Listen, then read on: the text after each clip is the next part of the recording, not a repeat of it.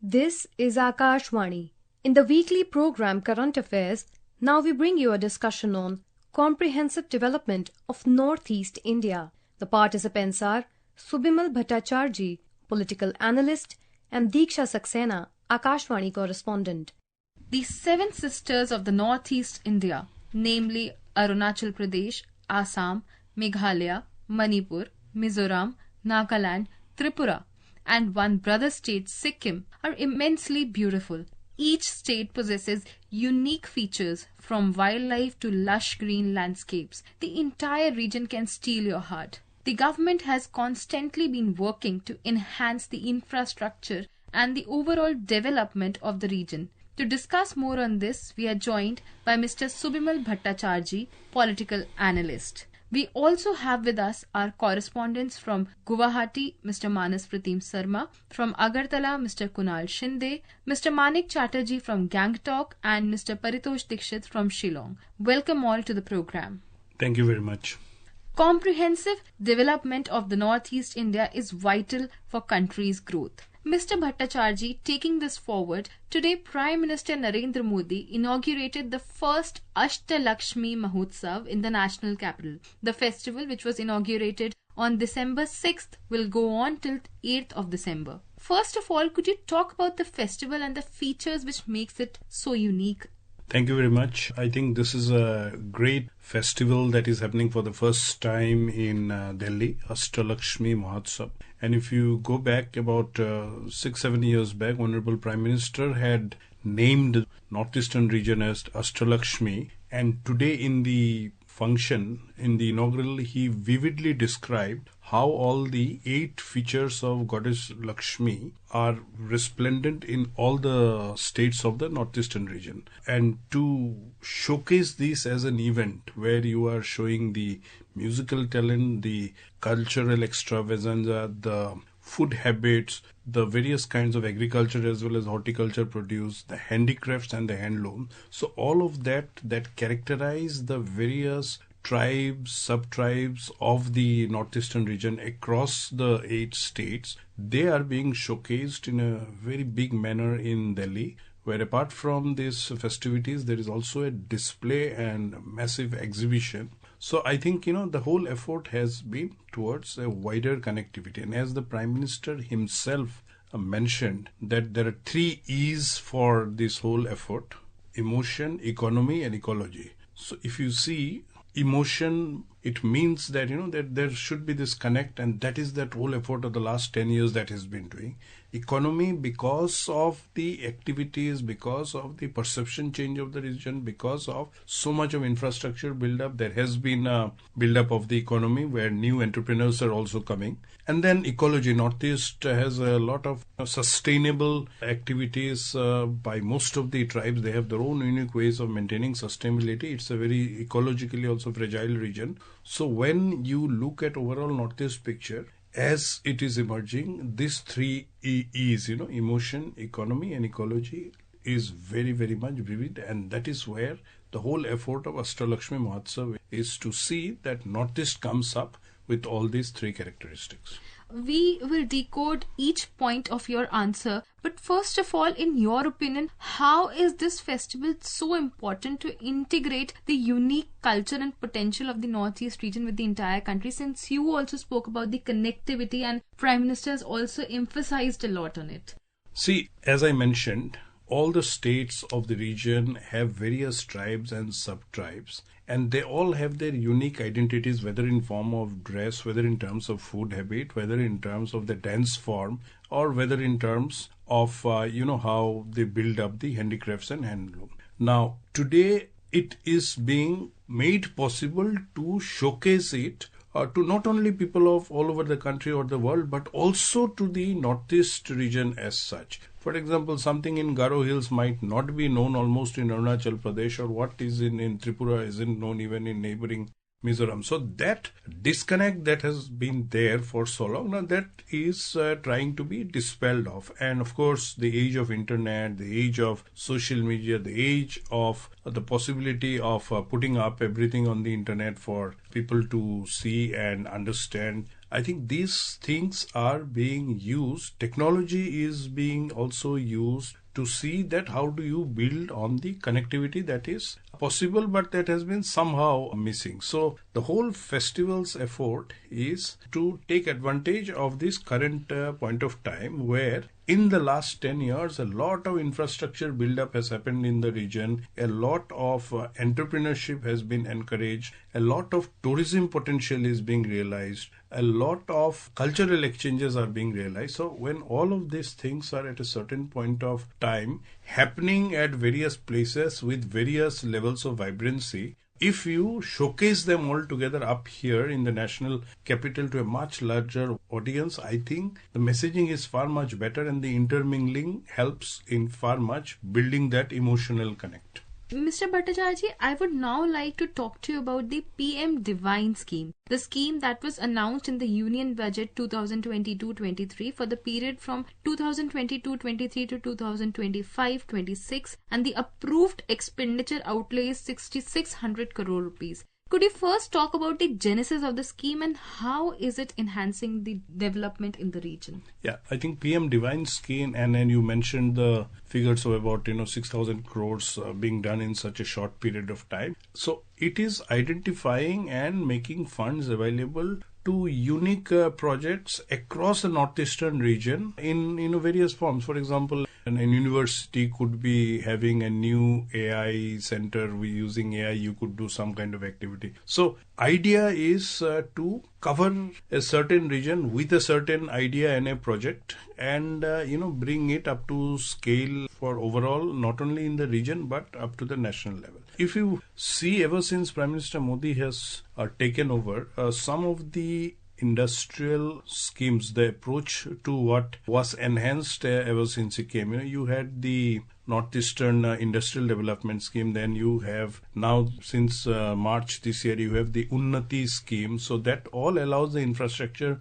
build up. You have the PM Gati Shakti that looks at how to enhance the pace and focus of the projects. And then you also have Northeast Special Infrastructure Development Scheme, under which I think some 60 projects are being funded since the last 3 years at covering a large part of the bottleneck. So what has happened in all these efforts is that your rail connectivity, your road connectivity, your bandwidth related connectivity, your air connectivity all have really seen a focused improvement, which has allowed even people within the northeastern states to travel from one state to the other, meet people, see religious or other tourism symbols and all. In fact, just about a week back in Kaziranga, the Northeast Tourism Festival was held. It was a roaring success. So many foreigners came. You had the Hornbill Festival in Nagaland from the 1st of December. It's now become almost something of on the world circuit. You have the Zero Music Festival. You had the Cherry Blossom Festival last weekend in Shillong. Then a few literary festivals have come up. The first Asol literary festival had come up. So all these things are now happening.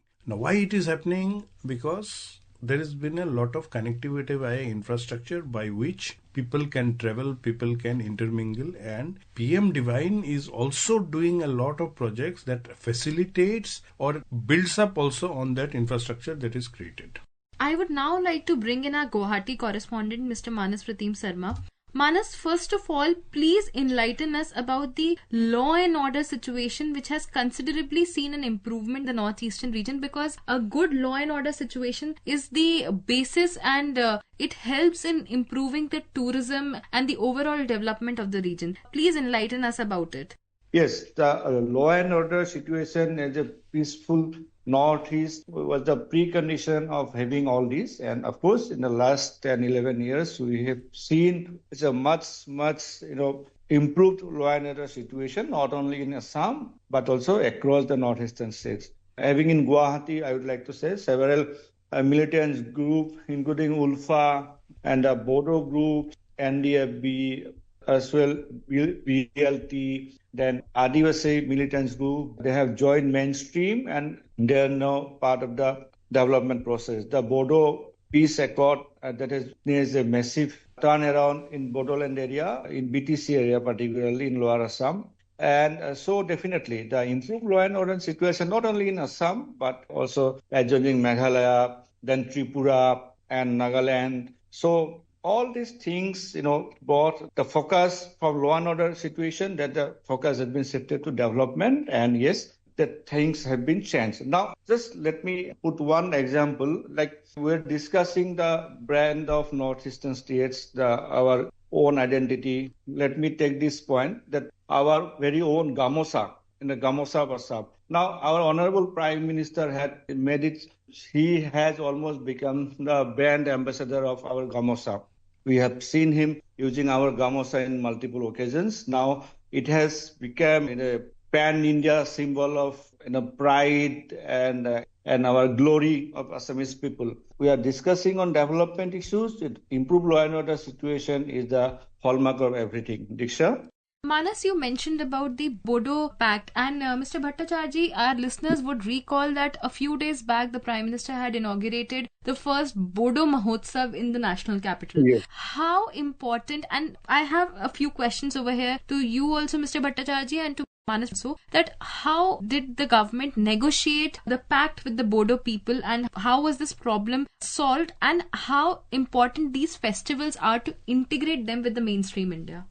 It's very important to understand that this government has had 9 successful agreements with various militant groups, and I would rate the agreement with the Bodos and post the agreement, the work and activity that has happened, that's one of the best. I think Bodoland is now vibrating. There's a lot of visible development work that has happened, and it's just not only the building and the infrastructure and the roads and all, but a lot of activities are happening. There is a literary festival that happens there. You just mentioned about this Mahotsav where the Prime Minister spent an hour, engaging. Whoever had their own grievances in the past, once they've laid their arms down, and if they come and participate in the development of their own community, I think you cannot have a better success politically as well as even to all the other militants also groups and all, to shun away from violence, come and participate in the community's development and,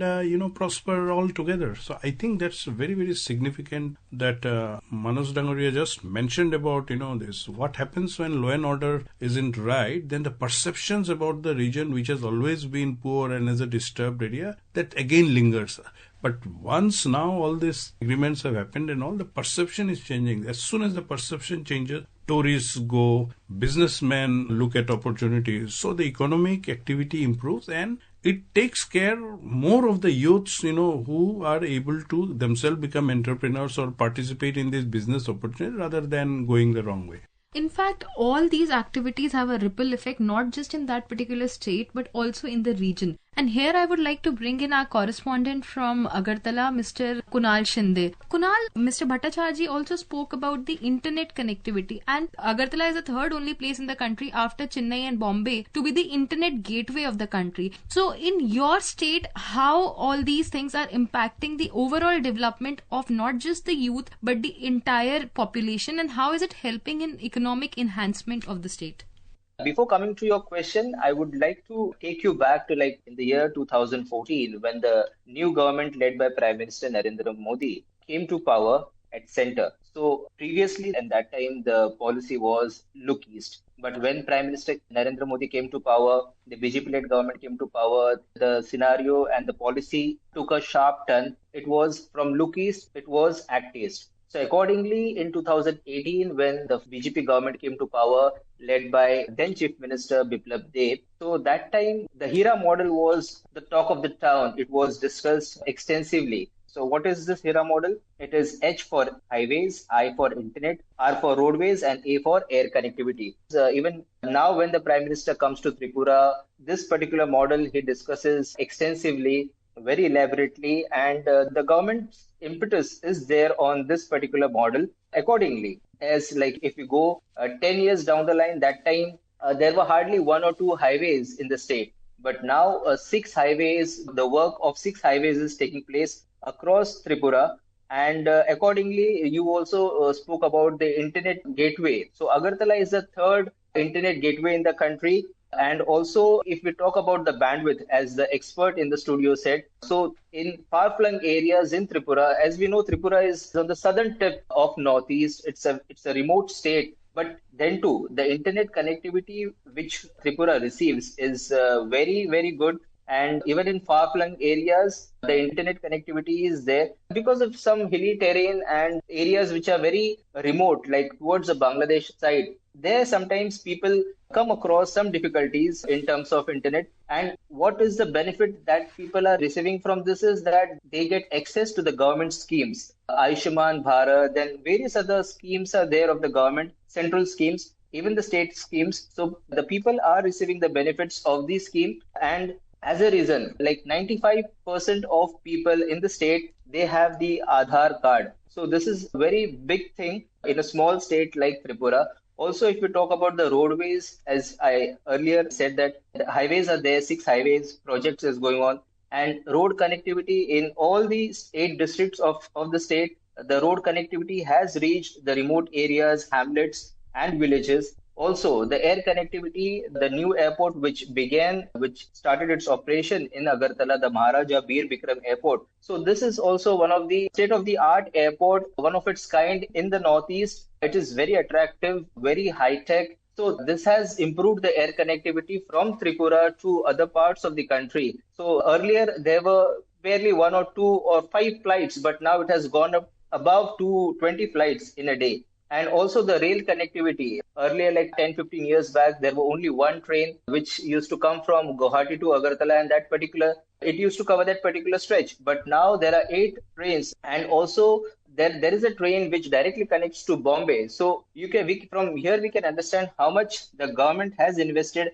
and how much focused is the government when it comes to building the infrastructure and connectivity. Mr. Bhattacharya, since Kunal mentioned, and we had a discussion on the Act East policy, which was earlier the Look East policy. In your opinion, how important is the Act East policy when it comes to the development? How can Act East policy perform better if the Northeast India, the Northeast region is performing better and is developed, in your opinion? Yeah, in fact, if you see, most of the development or the 21st century's development is being seen will be more in the East and particularly in Asia. Now, when you do that, Northeast is the gateway to Asia as we see, or East Asia as we say. So, if you have to improve your business and connectivity with East Asia, you have to have better infrastructure in the Northeast. So, you had to put Northeast as the fulcrum of the Act East policy of the Government of India. And that is what, from Look East to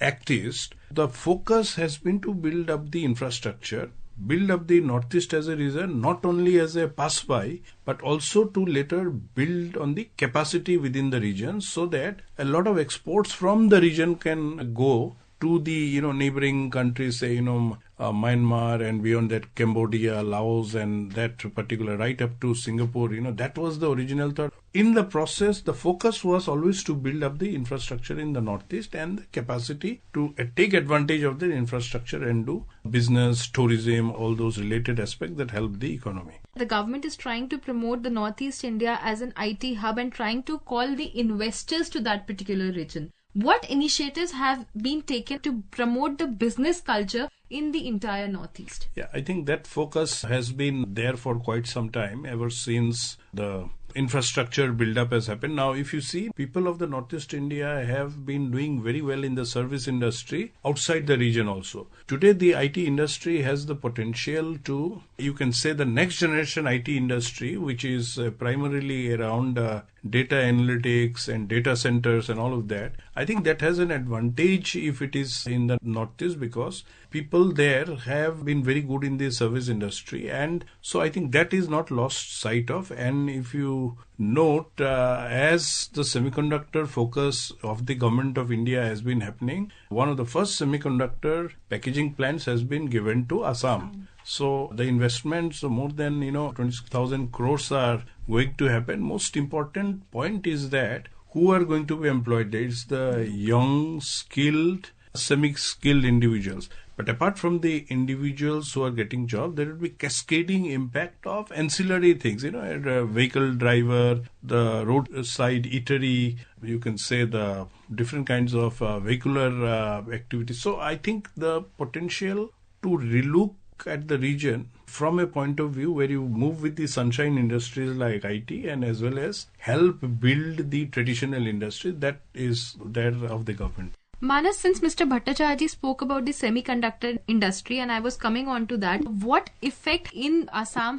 Right. So before that, I just like to add what Bhattacharya Dangoria has just mentioned. In coming February, Government of Assam is having the Advantage Assam 2.0, where Honorable Prime Minister and several Union ministers and foreign delegations are expected to take part. This is on to attract the business module and the investment from other countries or other states to Assam. Now coming to semiconductor, which is at Jagirot near Guwahati, of course, several apart from direct employment, of course, majority of the employment will be technical part. Along with that, the downstream impact would be like hotel industry, sort of homestay accommodation, and like-minded. Definitely, it will certainly grow. Already process has begun, and it will hugely impact this part of the central Assam. Yes. Mr. Bhattacharya, Northeast India is incomplete if we do not talk about the natural beauty which the entire region possesses. And as I had mentioned in my introduction itself, that from wildlife to lush green landscapes, Northeast is completely full of it. So now here I would like to bring in our Gangtok correspondent, the brother state of the Northeast India, Mr. Manik Chatterjee. So Mr. Manik Chatterjee, recently the government of India has approved 40 projects for the development of the tourist sites in 23 states across the country, and the total cost of these projects is 3,295 crore rupees. And I would like you to speak about the particular project which is in your state. Yes, the government has sanctioned a huge amount to introduce and to develop tourism industry, and Sikkim, being a partner state, has been ushered with two very important projects. First one is we are getting a skywalk at Namchi, which costs around 97 crore, and it's actually located at Bhaledunga, Yangang, Namchi, that comes under Sikkim. And the Namchi district is actually headquarters of South Sikkim. It's an emerging tourist destination known for its spiritual significance and panoramic beauty. Yangang is one of the smallest subdivision in Namchi district, located at the foothills of Bhaledunga Peak, surrounded by the Mainam Wildlife Sanctuary. And I would like to mention here, the Bhaledunga has a ropeway, which is one of the longest ropeway in our country. And most of the tourists were actually unknown that this thing has a very great significance, beautiful place to visit. And the second mentionable development is the Nathula, that Nathula Pass. Central government has come up with a development project, infrastructure development, that will include parking station and overall experience of the tourist. So I do expect the footfall of the tourist would definitely increase in the state, Diksha.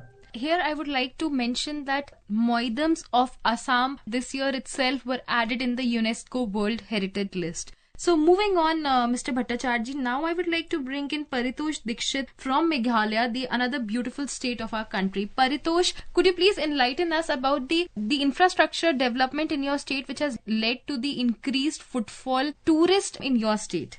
Recently, the Ministry of Tourism, Government of India has announced two major projects aimed at transforming Meghalaya into a prominent tourist destination. These projects include the development of Umiam Lake. As you know, Umiam Lake is very for tourist destination as an ecotourism also. Hub and construction of tourism infrastructure at Maukhanu, Shillong. This is the place, Maukhanu, Shillong. And also government had several steps to develop ethnic tribal cuisine and ethnic tribal folk song and dance in Meghalaya, Shillong. और recently Chief Minister of Meghalaya, Conrad K. Sangma, inaugurated a ropeway to Shillong Peak in central place of Shillong itself. ये बहुत ज़्यादा आकर्षण का केंद्र रहेंगे पर्यटकों के लिए, बहुत ज़्यादा ही ये महत्वपूर्ण है, इम्पोर्टेंट प्लेसेस रहेंगे. Mr. Bhattacharya, I would like to ask you, could you please highlight and speak about the important rail and air connectivity projects which are being developed in the region? Because as you spoke in the beginning itself, the connectivity is the key to success. So could you just enlighten us about it? As Mr. Shinde was mentioning about the connectivity to Tripura, now after 2014, so there was a stretch of 100 kilometers called the Lamding-Badarpur section. It's a hill section of Assam where since 1996 the gauge conversion work was not happening. In 2016 the train started. Now as soon as this happened, so connectivity to Mizoram, Tripura, of course southern Assam, and even Manipur was possible. So now trains have started going in that direction. The work on infrastructure is happening, and very soon trains even will go right up to the capital. So what has happened is that now the first gauge conversion has happened. Now the electrification of all the major routes have started happening. So I think that is the infrastructure part of the railways that's happening. Of course, new lines going to newer areas on the ferry that remains, but the main line up there and also up all the way to Dibrugarh and all that, they are being completely electrified. Secondly, the number of trains and the number of quality trains are also being positioned. There's a Vande Bharat that connects Guwahati with New Jalpaiguri. Very soon, Guwahati to Dibrugarh Vande Bharat train is also starting. So I think railways, of course, it has its long history also in the region, not to all the state, but now it is. Secondly, the air connectivity today, the number of passengers, in fact, Guwahati airport is one of the busiest airport in the country, and the new terminal is just coming up. It will be inaugurated next year. But if you see the Holongi airport that has come up in Arunachal Pradesh this year, now today it has become very, very busy airport in its own right. Not only Arunachal, but certain parts of Assam are also being facilitated. The airport just outside of Shillong that was almost non-functional, now flights are regularly happening there. So infrastructure as well as flights have really... So there are a lot of activities that have happened, but what's most important is once you have all this infrastructure, the focus on tourism that all your correspondents mentioned, that's having a big boost, and that's what sustains the economy of a lot of people in the region, and that is where the connectivity, the emotional connect, all of them, really happens. And this Ashtalakshmi festival today, tomorrow and day after in Delhi is, one of the best symbols of understanding where this vision has been and how on the ground it has shown that things are possible if you have a determination, and hence, you showcase this here, and a lot of people across the country understand the rich cultural tapestry and the unity in diversity in the Northeast region.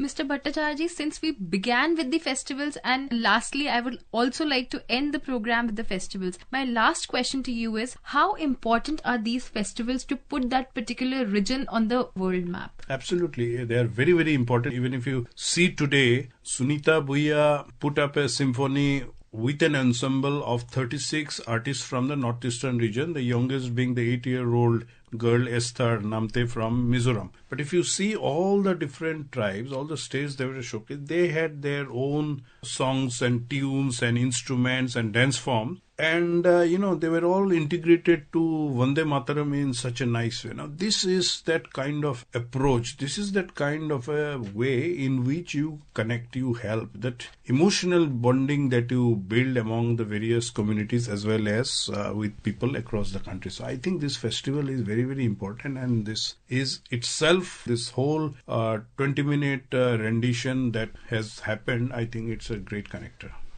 In the coming days, we'll keep following the progress in the Northeast region. Thank you so much, Mr. Bhattacharya, and thank you so much, Mr. Manas, Mr. Kunal Shinde, Mr. Paritosh Dikshit, and Mr. Manik Chatterjee for being a part of this program and discussing this issue tonight. Thank you very much.